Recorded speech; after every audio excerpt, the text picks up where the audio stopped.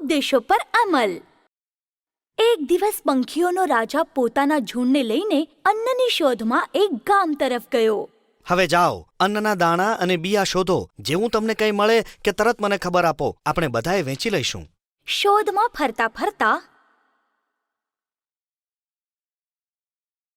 તેમાંથી એક ચકલી એ સડક પર આવી જ્યાંથી બહુ બધી ગાડીઓ અનાજ લઈને પસાર થતી હતી।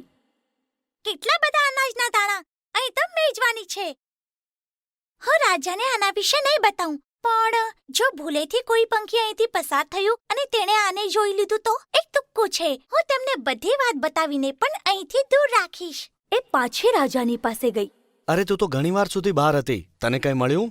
કંઈ પણ નહીં, ખરેખર કહું તો હું લગભગ મરવાની જ હતી। બધા પંખીઓ ધ્યાનથી સાંભળવા લાગ્યા। ઉડતા ઉડતા હું મોટા રસ્તા તરફ ગઈ જ્યાંથી હાથી અને ઘોડાઓ પસાર થાય છે અને બહુ જ મોટી મોટી બળદ ગાડીઓને ખેંચીને લઈ જાય છે। ગાડીઓ? તો પછી ત્યાં ઘણું બધું અનાજ હશે, પણ એકવાર તમે નીચે ઉતર્યા તો ઝડપથી ઉડવું મુશ્કેલ છે। કોઈ પણ રસ્તા પર નહીં જાય, એ બહુ ખતરનાક છે। ચકલીની ચેતવણી પછી બધા પંખીઓએ એ માર્ગ પર નહીં જવા ખબરદાર થઈ ગયા। વાહ વાહ, જોઈ મારી ચતુરાઈ! હવે આ બધું અનાજ ફક્ત મારું છે। અને અચાનક, અરે એ શું છે? બાપરે, ગાડી! પણ હજી તો એ ખૂબ દૂર છે, થોડા વધુ દાણા ચૂગવા માટે ઘણો સમય છે। પણ તે એ નહોતી જાણતી કે એ એક તેજ સવારીવાળી ગાડી હતી। અને અચાનક, હે ભગવાન, આ તમારી ઉપર જ! એ પેલા કે એ ઉડવા જાય, ગાડી તેની ઉપરથી નીકળી ગઈ।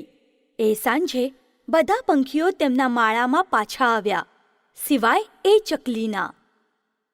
જાઓ, શોધો એમને। બધા પંખીઓ જુદી જુદી દિશામાં પોતાના મિત્રની શોધમાં નીકળી પડ્યા। અમુક પંખીઓએ આવીને રાજાને ખબર આપી। એ મરી ચૂકી છે, અમે તેને એ જ રસ્તા પર જોઈ, કદાચ કોઈ ગાડી એની ઉપરથી નીકળી છે। પંખીઓનો રાજા પોતે ત્યાં ગયો। અરે રે, કેટલી દુઃખદ ઘટના છે। તેણે આપણને બધાને ચેતવણી આપી, પણ પોતે લાલચમાં ફસાઈ ગઈ। ચાલો, તમારા બધા માટે આ પાઠ છે। જ્ઞાની લોકો વિચારપૂર્વક કહે છે, સમજાવે છે, એમની વાતો હંમેશા માની લેવી જોઈએ।